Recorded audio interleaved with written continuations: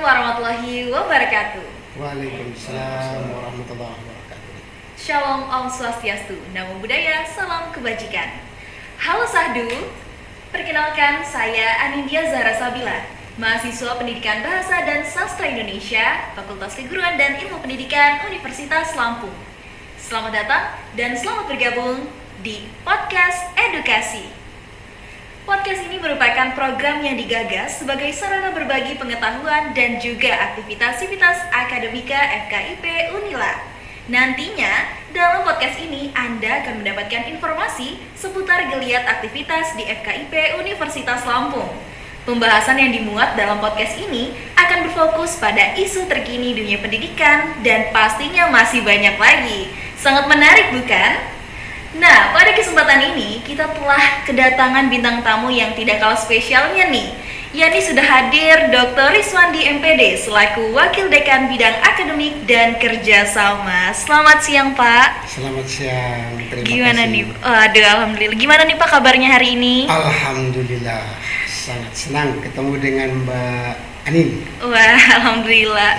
Semoga sahabat Syahdu di rumah juga sangat senang ya, seperti cuaca yang hari ini sebenarnya agak mendung, tapi justru membuat kita harusnya pasti tetap semangat dong. Iya, Benar ya Pak ya? Pastinya ya.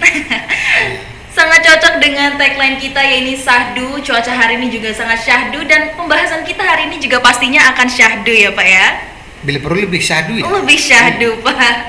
Benar sekali. Nah, sahabat Syahdu, hari ini kita akan bertanya-tanya nih sama Pak Wakil Dekan nih tentang akademik yang ada di FKIP Unila dan pastinya kerjasama apa aja sih Pak yang ada di Fakultas Keguruan dan Ilmu Pendidikan ini.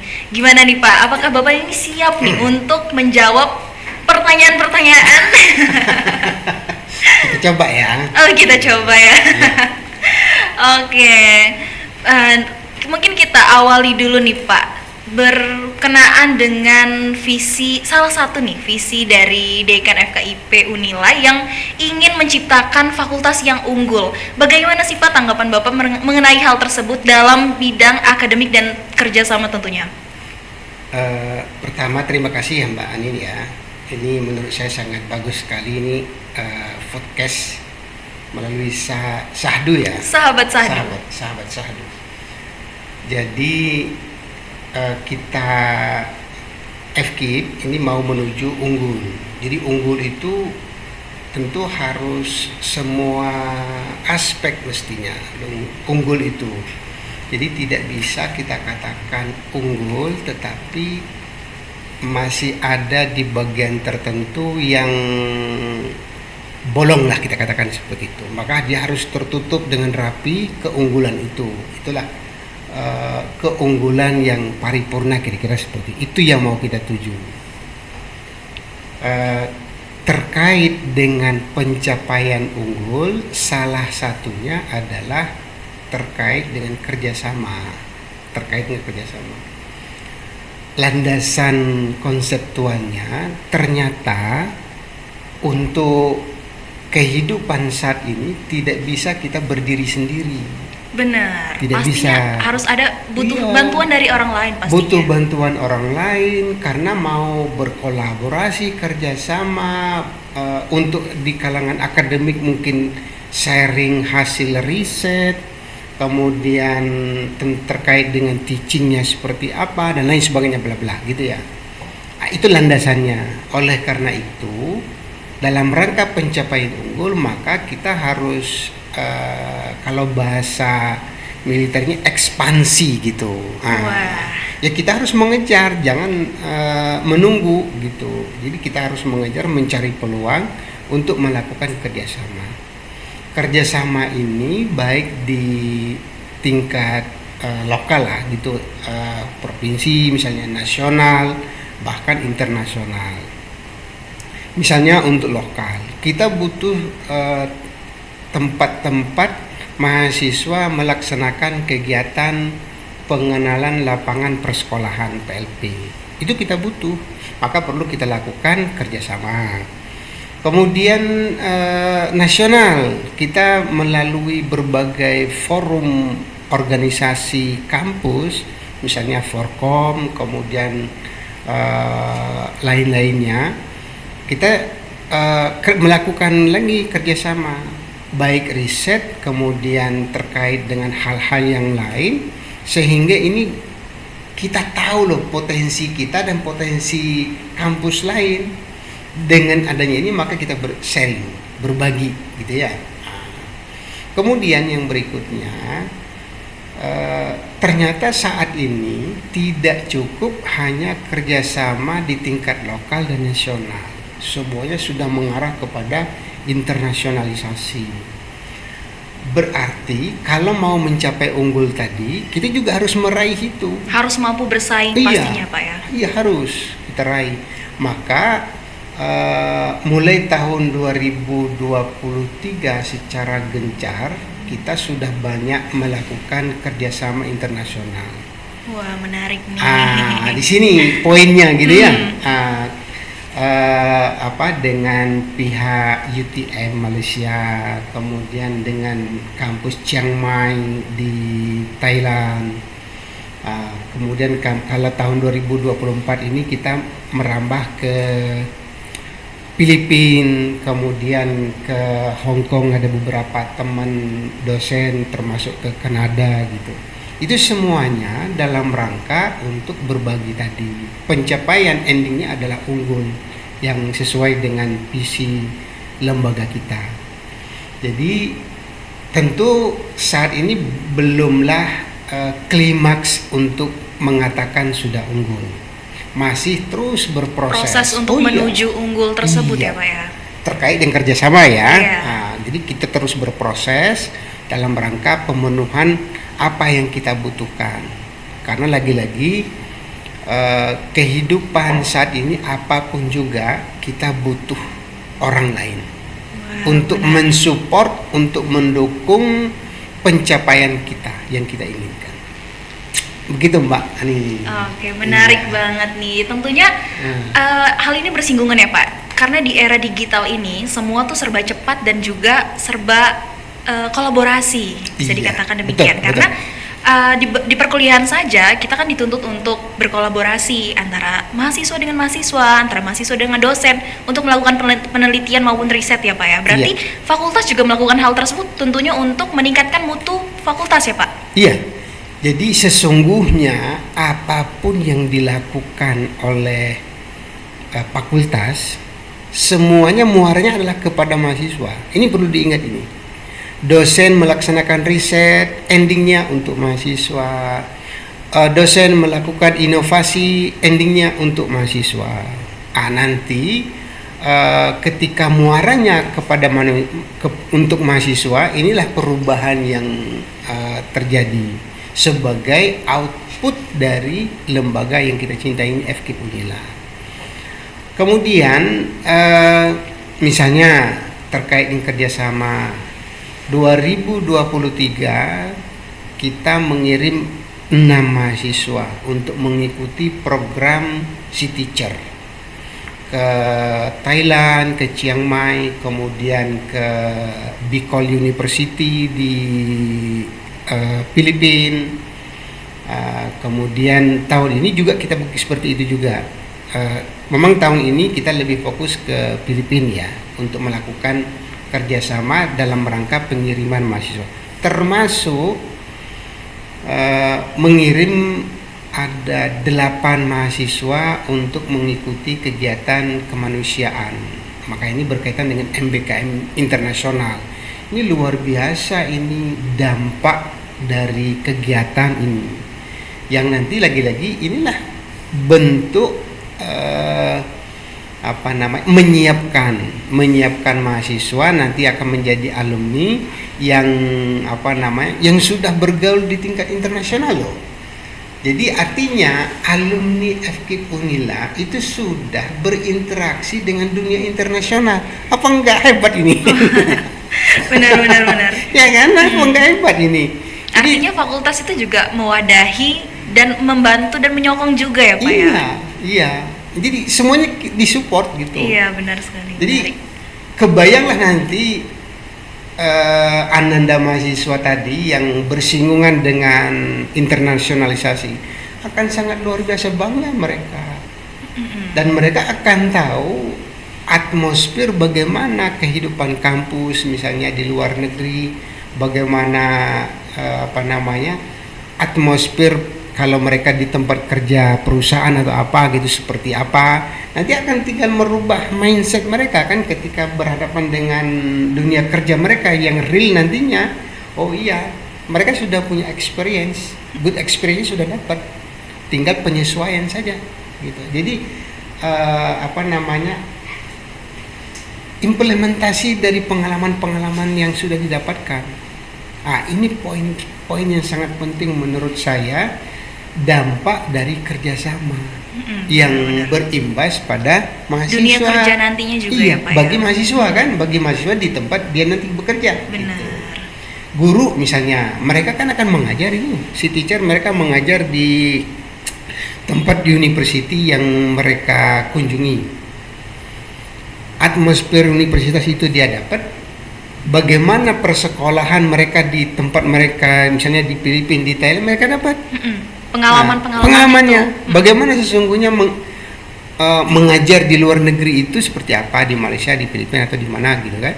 Nanti ketika mereka jadi guru di Indonesia, mereka sudah punya pengalaman yang luar biasa. Wah, menarik sekali ini. Iya. Keren banget ya sahabat Sahdu. Mungkin sahabat Sahdu di rumah ada yang tertarik?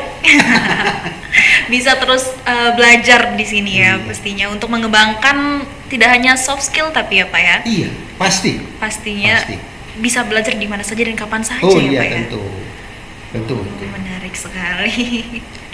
Nah Pak, tapi balik lagi nih Pak, untuk menuju hal tersebut nih, untuk bisa mengajar di luar negeri, melakukan pertukaran pelajar, MBKM kemanusiaan, pastinya nih Pak, diperlukan kualitas pengajar yang baik juga dong untuk mengarahkan mahasiswa ke arah tersebut. Nah, bagaimana sih Pak FKIP Unila ini berupaya untuk meningkatkan kualitas pengajaran baik dari segi kompetensi maupun pedagogiknya Pak? Iya, jadi kita lihat satu persatu terlebih dahulu ya.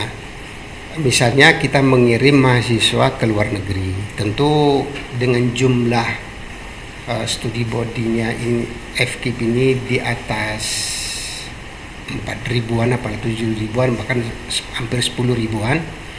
Tentu untuk menseleksikan tidak gampang. Maka kita seleksilah dengan kriteria tertentu supaya nanti yang dikirim memang benar-benar mahasiswa yang unggul dan berkompeten pastinya. Iya, yang berkompeten. Karena mereka di sana itu tadi berinteraksi dengan dunia internasional. Bukan hanya di Indonesia kan interaksinya. Jadi dengan proses kriteria diseleksi dan lain segala macamnya, maka bagi yang sudah lolos maka inilah yang akan dikirim. Itu satu poinnya.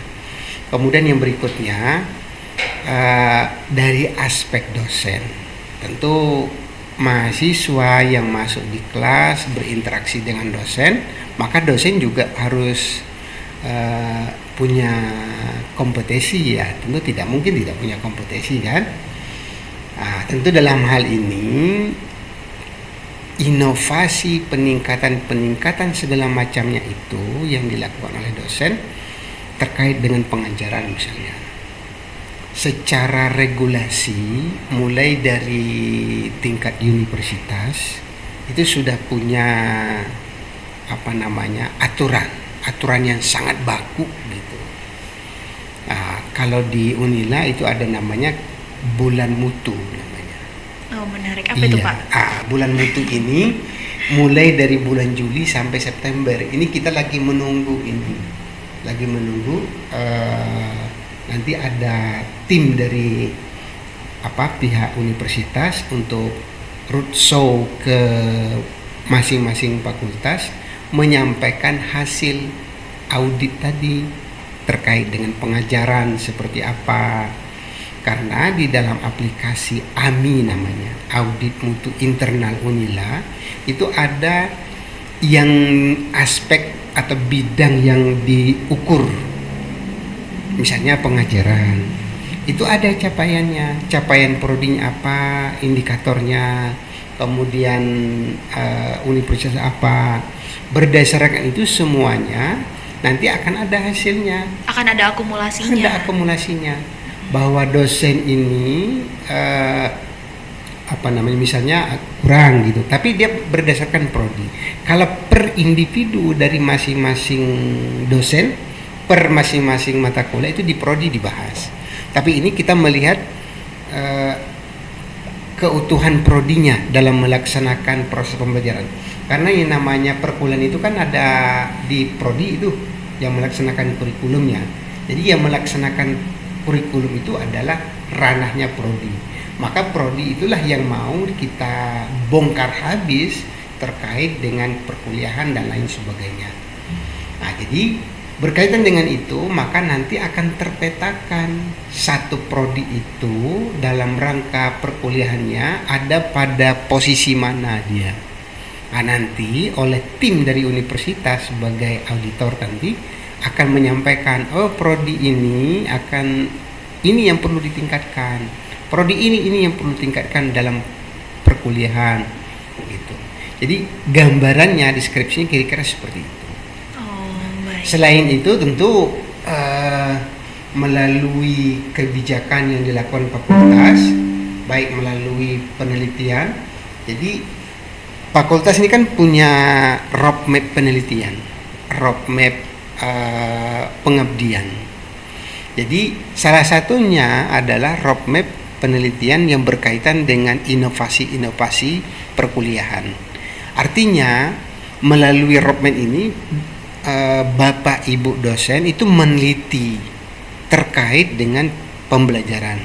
Misalnya dosen-dosen yang ada di jurusan pendidikan MIPA, maka seperti apa inovasi yang hasil riset yang dihasilkan oleh teman-teman Bapak Ibu dosen di jurusan itu terkait dengan inovasi pembelajaran dan lain sebagainya. Begitu juga dengan di jurusan pendidikan bahasa dan seni dan di jurusan pendidikan IPS. Nah, ini hasilnya dibawa kemana hasilnya? Ya dibawa lagi di perkuliahan. Jadi siklusnya akan berputar seperti itu. Iya, menarik Pak. Penelitian, pengabdian, masuk lagi ke perkuliahan pengajaran. Nanti muncul lagi penelitian, pengabdian, kembali lagi ke perkuliahan pengajaran. Jadi ada pendistribusian juga kepada mahasiswa pastinya ya, seperti itu. Hasil Dari penelitian. Iya. Jadi maksudnya hasil dari penelitian Bapak Ibu dosen, pengabdian, ya lagi-lagi itu dinikmati dengan lezat oleh teman-teman mahasiswa sebagai produk hasil penelitian Bapak Ibu dosen. Oh, menarik banget. Nah, hal inilah yang akan meningkatkan mutu pendidik juga ya Pak ya, berarti. Iya. Nah, cuman lagi sekarang ini kita perlu siklus yang tadi. Ini kan perlu terus kita evaluasi, perlu terus Selalu kita dibenahi. koreksi. Iya, perlu terus kita benahi, kita koreksi, kita refleksi sehingga bolong-bolongnya ada di mana. Tersangkutnya ini mandeknya ada di mana gitu. Nah, kemudian satu lagi catatannya, tentu dalam hal ini support dari Bapak Ibu dosen ini juga dibutuhkan. Maka tadi kita perlu roadmap sehingga memang petanya itu memang jelas gitu. Wah, menarik sekali nih ya. Iya. Gimana nih sahabat Sahdu, mulai tergambarkah sistem pembelajaran dan pendidikan di FKIP? Wah, menarik nih ya. Nah, berkaitan dengan tadi peningkatan kualitas pendidik nih Pak. Gimana sih Pak guna menjaga penjaminan mutu FKIP Unila untuk menghasilkan lulusan yang berkualitas? Karena pastinya berbekal dari yang tadi kita bicarakan nih Pak. Gimana untuk menjaga penjaminan mutu FKIP tersebut? Ya. Jadi sebenarnya kan kita harus punya perencanaan dalam hal ini yang saya maksud terutama berkaitan dengan kurikulum. Memang sampai tahun 2024 ini bukan hanya FKIP tapi se-Unila kita masih menggunakan kurikulum tahun 2020. Insya Allah nanti ketika angkatan baru di tahun 2025 kita sudah punya kurikulum baru. Nah, melalui kurikulum inilah kita perlu ada quality assurance-nya, menjamin segala hal yang berkaitan dengan kurikulum, baik yang tertulis maupun yang tidak, termasuk hidden kurikulumnya juga harus terjaga, yang muaranya kepada unggul tadi. Ah, ini yang perlu harus dijaga supaya terjamin kalau kita katakan itu kurikulum atau program atau yang lainnya, seperti yang saya sampaikan tadi, melalui AMIN itu setiap tahun terus dilaksanakan, itu seunilah itu, maka terkoreksilah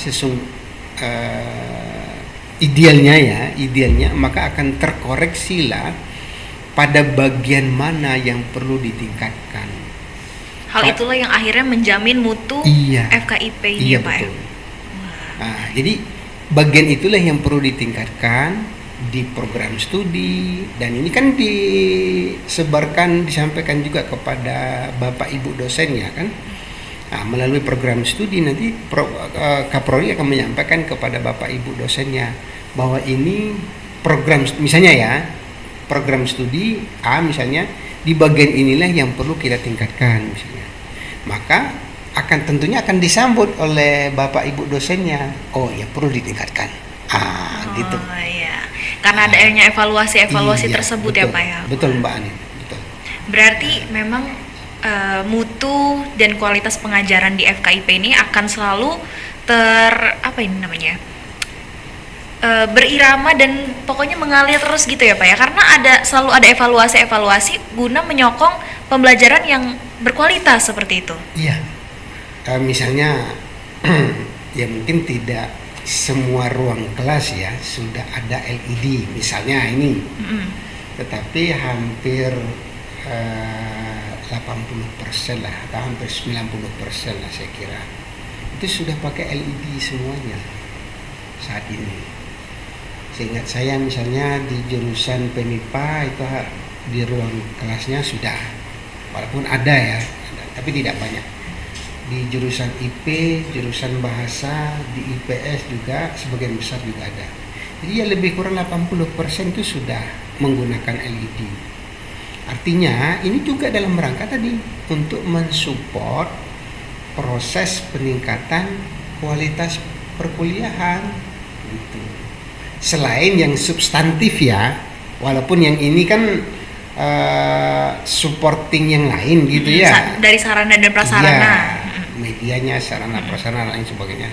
Selain yang substantif, misalnya materi, kemudian update materi misalnya ya, kemudian metode dalam perkuliahan, kemudian adanya project based method dan lain sebagainya, case method dan lain sebagainya. Ini juga terus digulirkan, disampaikan, sehingga nanti dosen tinggal menyesuaikan. Cuman memang jangan membayangkan perkuliahan itu sama dengan persekolahan, itu saja ya. Frame-nya harus jangan disamakan loh ya. Gitu. Supaya nanti kita bisa menggambarkan bahwa peningkatan kualitas perkuliahan dengan kualitas pembelajaran di sekolah itu ternyata memang beda. Benar. Karena kalau misalkan di perkuliahan ini memang mahasiswa lah yang dituntut untuk aktif dan senantiasa mengembangkan inovasi-inovasi. Iya. Mahasiswa kan sudah makhluk yang dewasa ya. Andragogi kan. Jadi jangan hanya menunggu gitu. Makanya adaptasi dari siswa ke mahasiswa ini harus cepat sebenarnya perguliran ini. Benar. Jadi 1-2 bulan sudah harus berganti gitu. Jadi jangan masih membawa seperti siswa. Iya benar. Kali siswa mungkin belajarnya ketika mau ujian. Kalau mahasiswa ya tidak. Diharapkannya kan justru mahasiswa yang menciptakan inovasi-inovasi dan berkolaborasi tadi dengan dosen. Iya. Benar. Jadi ibaratnya satu sinyal yang disampaikan oleh Bapak Ibu dosen, 10 sinyal yang diberikan oleh mahasiswa. Ini kan keren nantinya. Jadi sebenarnya inspirasi ini yang harus ditangkap oleh teman-teman mahasiswa. Gitu. Menurut saya ya. Yang terpenting itu tadi, move on-nya harus cepat. Move on-nya harus cepat. Move on-nya. Ya. Tidak hanya move on soal percintaan ya Pak ya, tapi move on dari segi transisi dari siswa ke mahasiswa tersebut loh. Sahabat Sahdu. Wah, menarik sekali nih Pak. Berarti memang FKIP ini memang senantiasa mewadahi baik dari sarana prasarana hingga tadi peningkatan kurikulum seperti itu juga ya Pak ya. Iya. Nah, untuk meningkatkan kualitas pembelajaran nih Pak, pastikan diperlukan inovasi nih. Guna menciptakan hal tersebut, bagaimana nih Pak FKIP untuk mendukung mahasiswa agar berperan aktif dalam proses pembelajaran? Apakah melalui metode-metode pembelajaran yang inovatif atau proyek-proyek berbasis masalah? Boleh nih Pak disampaikan. Tentu pertama kita lihat juga dari input ya, Mbak Aning ya, input. Jadi input kita juga bermacam-macam. Akan tetapi dalam hal ini dari dosen misalnya, saya yakin bahwa dosen itu sudah misalnya project itu hampir, karena kita akan mengoreksi di akhir semester itu jumlah-jumlah mata kuliah yang base project dan base case method gitu ya. Nah, ini sebenarnya semuanya ini menuntut keaktifan mahasiswa, termasuk mahasiswa harus presentasi misalnya, harus mencari berbagai referensi, itu kemandirian semuanya. Nah, jadi kalau seandainya harapan ini disambut dengan antusias oleh mahasiswa, maka saya yakin soft skill misalnya leadership mahasiswa di kelas yang nanti juga akan dibawa ke dunia kerja dan lain sebagainya, ini akan lebih bagus. Dengan teman-teman mahasiswa mengerjakan pekerjaan kelompok, jadi itu jangan dianggap hal yang sepele loh. Coba duduk bareng, topik apa yang diberikan oleh Bapak Ibu dosennya didiskusikan, kembangkan. Bahkan kan info-info terkini itu ketika menerima tenaga baru, misalnya di perusahaan-perusahaan, dikasih satu topik, dimasukkan beberapa orang, silakan kamu mau apakan dengan topik itu. Padahal sebenarnya itu tadi berdiskusi untuk menciptakan proses berpikir kritis seperti itu ya Pak ya. Problem solvernya itu di mana, siapa yang ini, kemudian nanti akan tambah leader yang mengambil peran untuk memulai diskusi kan. Nah, gitu. Dengan ketajaman analisis dari masing-masing. Jadi menurut saya ini yang harus digiatkan oleh teman-teman mahasiswa. Nah, tentu tidak bisa berpasrah tangan mengharapkan semuanya dari Bapak Ibu dosen. Benar. Gitu kan? Kalau lagi-lagi kalau dari aspek Bapak Ibu dosen, menurut hemat saya itu tadi siklusnya kami. Setiap tahun Bapak Ibu dosennya melaksanakan penelitian, dan penelitiannya itu sesuai dengan bidang keilmuannya. Karena ketika agreditasi juga diminta situ hasil dan produk dari penelitian Bapak Ibu dosen yang dirujuk menjadi materi kuliah, kira-kira begitu. Itu dituntut dibunyikan di situ. Artinya Bapak Ibu dosen sudah melakukan itu. Nah, tinggal mungkin lagi-lagi tentu kita tidak bisa juga mengatakan 100% misalnya terlaksana. Tetapi perlu kita cek di bagian mana yang bolong-bolongnya tadi. Itulah yang perlu kita perkuat gitu kan. Nah, oh ternyata ada di bagian mahasiswa yang kurang aktif, maka dosen memberikan stimulus tersebut. Memberikan stimulus bagaimana si mahasiswa ini aktif. Apakah dengan memberikan proyek, Kalau terkait dengan itu saya pikir sudah pasti itu Mbak Anin. Iya. Hampir ya, hampir semua dosen-dosen sudah masuk ke ranah project. Project. Iya. Tinggal dari kemauan pribadi mahasiswa berarti Iya. ya Pak ya. Artinya kolaborasi ini juga perlu dijaga ya, Mm-mm. Bapak Ibu dosen dan mahasiswa. Jadi kita sama-sama menuju ke titik yang sama. Mm-mm. Anda sebagai lulusan nanti punya predikat yang unggul. Mm-mm. Kemudian ketika Anda sebagai alumni Anda unggul, kami juga mendapat imbasnya. Iya. Pastinya membawa nama baik Iya. FKIP. Dan juga akan diakui kan, Benar. bahwa FKIP ini sudah melahirkan, menciptakan Lulusan-lulusan terbaik. Iya. Jadi ini kan sebuah siklus juga kan, timbal baliknya. Waduh, menarik sekali nih, sahabat Sahdu. Iya. Wah, menarik nih Pak, karena dari tadi kita sudah membahas nih seputar akademik ya, bisa Oke, dikatakan begitu iya, ya Pak ya. iya. Nah, saya juga penasaran nih Pak, apakah FKIP Unila ini mewadahi dan mendukung juga nih kegiatan non-akademik mahasiswa? Seperti apa gitu Pak bentuk dukungan yang diberikan oleh Iya. fakultas nih untuk mendukung aspek non-akademik tersebut? Ya. Jadi sebenarnya pada mahasiswa itu ada akademik, ada non akademik. Non-akademik. Jadi artinya satu badan ada dua gitu ya. Mm-mm. Ada dua. Kalau akademik tadi sudah banyak kita bicara gitu ya. Iya. Sudah banyak. Yang non akademik ini kita melihat potensi-potensi mahasiswa.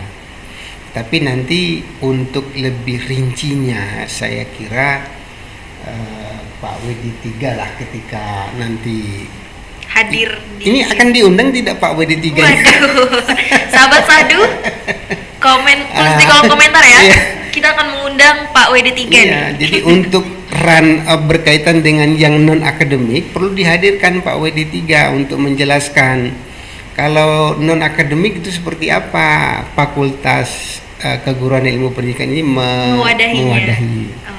Benarkah FKIP ini mewadahi atau tidak? Gitu kan? Waduh, ini berarti masih membuat penasaran sahabat Sahdu di rumah nih Pak ya. Tapi sedikit saya ingin cerita Boleh. terkait dengan ini. Sebelum Pak WD3 diundang ya. Baik. Ya. Saya pernah pagi-pagi, pagi datang ke kampus, masuklah ke pintu masuk FKIP. Sebelah kanan saya itu ada kursi yang di pelataran di trotoar. Saya melihat 3 orang mahasiswi, 3 orang. Yang tengah-tengah itu nangis terseduh-seduh. Yang kiri kanannya itu kalau dikatakan tidak berempati, tapi tidak begitu serius gitu empatinya. Setelah kejadian itu, saya tanyakan kepada mahasiswa ini, mengapa Anda itu pagi-pagi kok sudah nangis? Terus dijawab oleh mahasiswa ini, ya Pak, saya nangis karena memang saya ada waktunya itu memang untuk nangis gitu. Dan saya sudah ke psikiater. Poin yang ingin saya sampaikan terkait dengan non-akademik ya. Boleh. Jadi bukan cerita saya tadi yang perlu diangkat gitu, yang di-up-kan, tapi saya ingin menyampaikan bahwa FKIP ternyata mewadahi. Ini kan sebenarnya kita nggak tahu persoalan si mahasiswi, Iya. nggak tahu gitu kan. Jadi FKIP itu Anda boleh berkonsultasi gitu, disiapkan tempat, disiapkan expertnya kalau Anda punya masalah-masalah hal yang seperti itu. Kemana tempatnya? Saya pastikan FKIP mewadahi itu. Untuk mewadahi layanan konsultasi tersebut Pak. Iya. Tapi jangan tanyakan ke saya lagi, Pak, di mana dengan siapa? Nanti Pak WD3 lah yang menjawabnya itu. Berarti ini di spill sedikit ya. Iya, betul. Jadi saya buka sedikit aja. Oke. Gitu. Oh, menarik sekali nih. Berarti memang FKIP ini tidak hanya memfokuskan untuk bidang akademiknya saja, tapi di non akademik pun mewadahi untuk layanan konsultasi mahasiswa juga ya Pak ya. Ya, artinya dengan segala kondisi saat ini yang sangat kompleks gitu Iya. kan, dengan berbagai kondisi psikologis masing-masing. Tentu ada yang kuat, ada yang sedang, ada yang lemah. Ketika yang low ini psikologisnya down lah, kira-kira begitu ya. Kemana mau ngadu ya? Kemana mau ngadu ya? Jangan ke Pak WD 1. Oh enggak, jangan. Oh, jangan. Jangan. Karena sudah disiapkan. Ke Pak WD3 juga jangan. Ke Pak WD3 jangan juga, Tetapi Pak. tim Pak WD3. Waduh, sangat dinanti-nantikan ya berarti. Layanan konsultasi apa sih yang sedang Iya. dipersiapkan ya? Tapi saya yakin kan itu FKIP melayani hal itu, mewadahi hal itu. Oh iya. Jadi sekarang tinggal bagaimana wadah yang sudah disiapkan ini dimanfaatkan dengan baik oleh mahasiswa, adik-adik, teman-teman semuanya. Gitu. Oh, menarik nih Pak. Oke, karena tadi sudah dijawab oleh Pak WD 1, jangan bahas dulu non akademik. Iya. Karena nanti akan di-spill sama Pak WD 3-nya langsung ya Pak ya. Iya, betul. Kalau gitu mungkin nih Pak, mengulas lagi terkait penelitian boleh nih Pak ya. Nah, apa saja sih Pak upaya yang dilakukan FKIP untuk memfasilitasi publikasi hasil penelitian dosen dan mahasiswa, serta bagaimana sih Pak upaya yang dilakukan FKIP guna menyokong dosen dan mahasiswa dalam hal penelitian nih Pak? Ya. Bentuk dukungan apa yang diberikan oleh fakultas? Ya. Pertama yang ingin disampaikan bahwa setiap dosen yang melaksanakan penelitian harus mengajak mahasiswanya. Itu satu catatannya. Tambah juga ketika dosen melaksanakan pengabdian juga harus mengajak mahasiswanya. Jadi sudah hukumnya. Itu wajib itu. Nah, jadi tidak boleh dosen melaksanakan penelitian hanya dosen saja tanpa mengajak melibatkan mahasiswa. Begitu juga dengan pengabdian. Kegiatan pengabdian kepada masyarakat yang dilaksanakan oleh dosen juga harus melibatkan mahasiswa. Kemudian yang berikutnya terkait dengan topik. Jadi tadi saya sampaikan bahwa fakultas punya roadmap penelitian ya, punya roadmap pengabdian. Oleh prodi inilah yang diturunkan sesuai dengan spesifikasi keilmuannya, core-nya prodi masing-masing gitu. Wah, tinggal dikembangkan di prodi. Melalui universitas, melalui fakultas, kalau bercermin pada tahun-tahun yang lalu, hampir semua dosen itu mendapatkan kesempatan untuk meneliti dan untuk melaksanakan pengabdian. Gitu. Jadi hampir tidak ada dosen yang tidak mendapatkan dana untuk penelitian dan pengabdian. Karena tadi kecuali memang benar-benar dosen yang yang tidak mau berusaha begitu. Yang berikutnya, penelitian ini supaya terjamin. Kalau penelitian itu hulunya ya publikasi, hulunya itu. Jadi kalau hanya dalam bentuk laporan ya itu belum selesai, belum the end dia. Benar. Jadi kalau sampai kepada the end ya publikasi. Maka salah satu yang dituntut adalah ketika si dosen menerima pembiayaan penelitian, dibunyikan di situ juga adalah terkait publikasinya. Nah, jadi publikasi inilah nanti yang akan diukur sebagai keberhasilan penelitian. Bapak Ibu dosennya berhasil melaksanakan penelitian. Iya. Hasil dari penelitian ini kan untuk Bapak Ibu dosen, untuk kenaikan pangkat, jabatan, dan lain-lain sebagainya. Dan juga ini kan sudah berkaitan dengan kewibawaan ya, prestisenya si dosen, cintanya naik dan lain sebagainya. Kemudian terakhir kalau S2 itu memang diwajibkan untuk publikasi.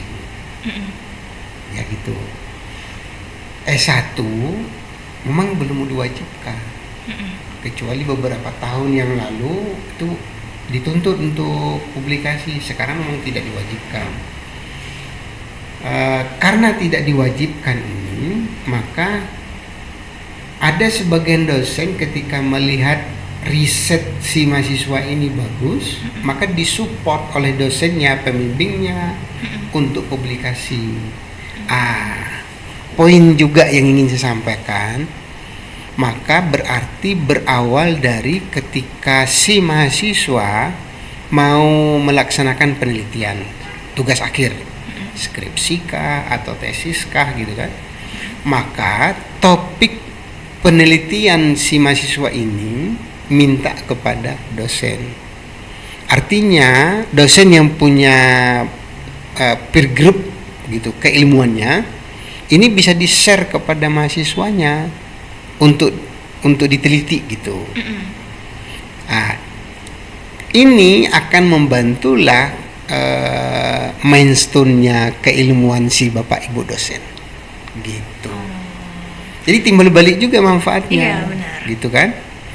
Karena begini, ada banyak, tapi tidak semuanya ya. Ada banyak mahasiswa itu ketika konsultasi judul misalnya, dengan alasan misalnya ingin cepat selesai, searching di internet, ketemu judul, itulah yang diserahkan oleh mahasiswa kepada dosennya, pembimbing akademiknya, dosen pembimbingnya.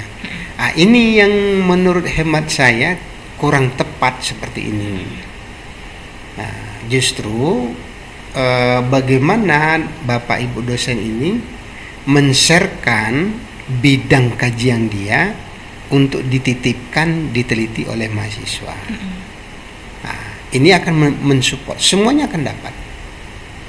Kalau seperti ini, maka nanti si Bapak Ibu dosen juga akan punya manfaat imbas dari si mahasiswa meneliti kan. Gitu. Terjaminlah publikasi, mahasiswa publikasi, kemudian Bapak Ibu dosennya publikasi.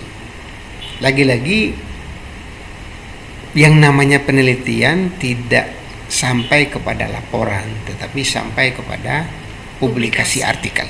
Gitu. Berarti memang kalau dari fakultas itu selalu mensupport dengan pendanaan untuk melakukan penelitian seperti itu ya Pak ya? Hampir dipastikan seperti itu. Jadi bukan hanya fakultas ya. Misalnya kalau di tingkat nasional itu ada di kementerian. Kita bisa mengajukan proposal, Bapak Ibu dosen bisa mengajukan proposal ke sana. Persoalannya lolos atau tidak lolos itu saja. Benar. Kalau seandainya lolos ya alhamdulillah. Kalau tidak ya nanti kita turun grade lagi kira-kira ibaratnya gitu. Universitas juga menyiapkan loh. Universitas menyiapkan. Cuman ya lagi-lagi kalau seandainya proposalnya dalam tanda kutip tidak begitu berkualitas, itu akan sulit untuk mendapatkan. Makanya tadi harus adanya kolaborasi juga jika mahasiswa ingin melakukan penelitian tersebut. Itu ya, salah Pak, satu poinnya ya. Maka pelibatan mahasiswa gitu. Menarik sekali nih. Informasi yang sangat menarik nih dari Pak WD1 nih berkaitan dengan publikasi dan juga penelitian ya Pak ya. Memang ternyata penelitian itu memang diperlukan juga ya Pak. Oh iya. Dan sangat berpengaruh juga tidak hanya untuk dosen tapi juga bermanfaat untuk mahasiswa. Iya. Jadi misalnya kalau teman-teman mahasiswa dilibatkan oleh Bapak Ibu dosennya, itu poin secara pribadi itu sangat bagus sekali. Artinya pengalaman meneliti kan sudah dapat di situ.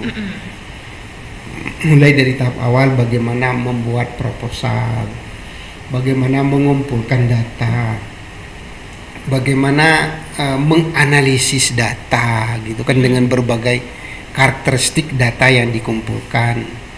Kemudian sampai kepada bagaimana membuat laporan dan membuat artikel. Kan sangat bagus manfaatnya bagi si mahasiswa. Kalau mahasiswa ini mau studi lanjut misalnya sudah punya modal. Sudah punya modal sekali, kan? Pak. Nanti tinggal ketika mau menyelesaikan tesis sudah punya bekal loh, sudah punya modal. Bagaimana membuat proposal, bagaimana membuat artikel. Tapi gini Mbak Anin, tentu dosen mohon maaf memilih mahasiswa kan yang bagus, yang cekatan, gitu kan. yang membantu ikhlas gitu, tapi tidak pula ikhlas beramal gitu kan. Iya. Ya paling tidak ketika haus pasti dikasih minum gitu kan. Nah, kira-kira seperti itu. Intinya harus ada kemauan dulu dalam diri mahasiswa Oh iya, tersebut ya Pak ya. iya. Maka saya sering menyampaikan kepada mahasiswa, Anda berani nggak ngomong ke dosen, Bapak, Ibu, adakah yang bisa saya bantu? Itu sangat jarang saya menemukan, bahkan tidak ada. Jadi ibaratnya Anda mahasiswa itu, Anda butuh bimbingan dari dosen. Jadi ya Anda yang ngomong gitu. Benar. Gitu. Karena ketika Anda berinteraksi dengan Bapak Ibu dosen itu banyak yang Anda dapatkan. Bisa banyak sekali ilmu yang bisa Iya. didapatkan ya Pak ya. Betul. Menarik. Gitu. Wah, menarik banget nih sahabat Sahdu yang mungkin sedang mendengarkan di rumah. Karena banyak banget nih ilmu tadi yang sudah kita dapatkan bersama Pak WD1 mengenai akademik dan juga kerjasama pastinya ya Pak ya. Nah kalau untuk kedepannya nih Pak, apakah ada kerjasama yang sedang dipersiapkan? Ya, kalau untuk kerjasama regional lokal kita terus memilih sekolah untuk teman-teman adik-adik mahasiswa yang akan melaksanakan PLP dan lain sebagainya. Iya. Termasuk dalam keperluan PPG dan lain sebagainya. Kalau nasional ini juga kita terus mengembangkan karena ternyata dosen tamu berbagi dosen itu juga sangat penting. Misalnya program studi pendidikan Mbak Ani kan dari bahasa Indonesia ya. Iya benar. Dari bahasa Indonesia. Itu nanti dosen tamunya dari mana? Dari kampus lain akan menyampaikan, memberi kuliah. Itu tidak cukup hanya 1-2 kampus. Dan ukurannya minimal dalam satu semester kan 3-4 kali dosen tamunya. Artinya kita masih sangat butuh.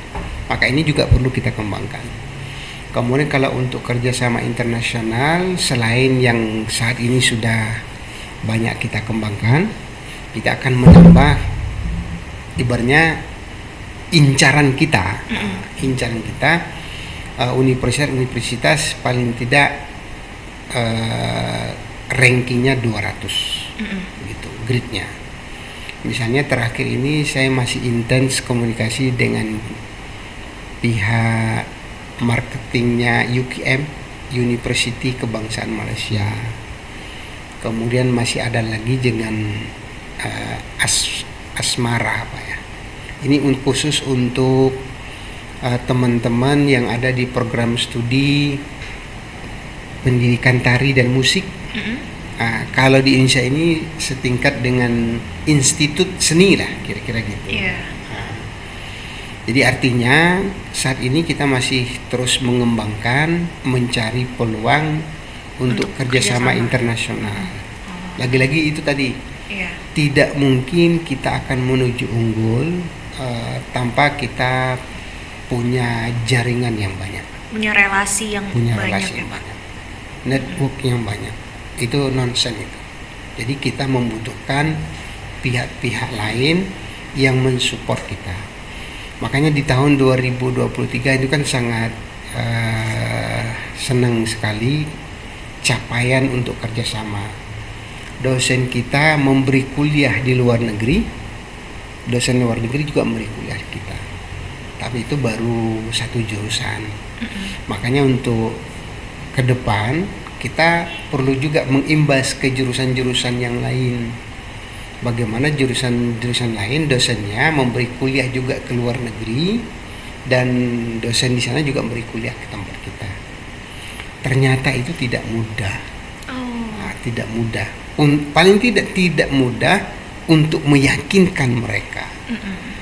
Karena ya namanya kerjasama itu kan akan dilihat apa yang kami berikan dan apa yang kami dapatkan. Akan senantiasa ada negosiasinya berarti negosiasinya Pak, ya? Iya, negosiasi dan komunikasi ya. Iya. Dalam hal ini yang perlu. Dan tentu juga bagaimana nih merawat ini.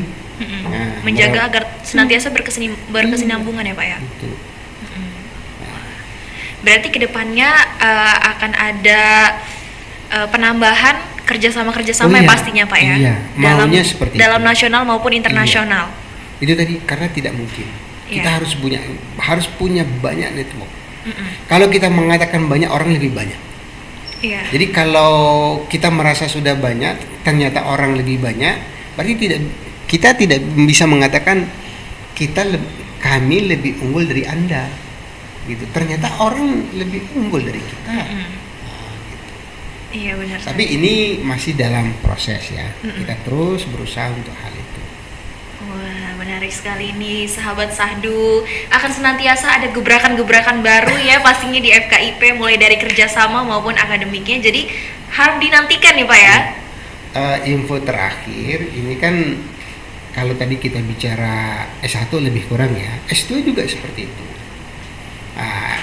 Di bulan Oktober ini kemungkinan akan banyak mahasiswa-mahasiswa S2 yang akan berkunjung ke kampus-kampus luar negeri.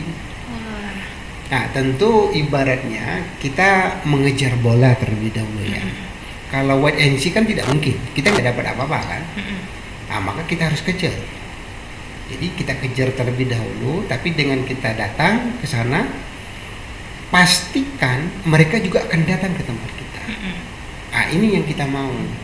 Maka tadi kita ke sana, mereka ke sini. Mereka ngasih kuliah tempat kita, kita juga ngasih kuliah tempat mereka. Iya. Itu benar yang sekali. dapat yang namanya kerjasama yang nilainya balance kan, sama-sama untuk win-win solution, menang semuanya.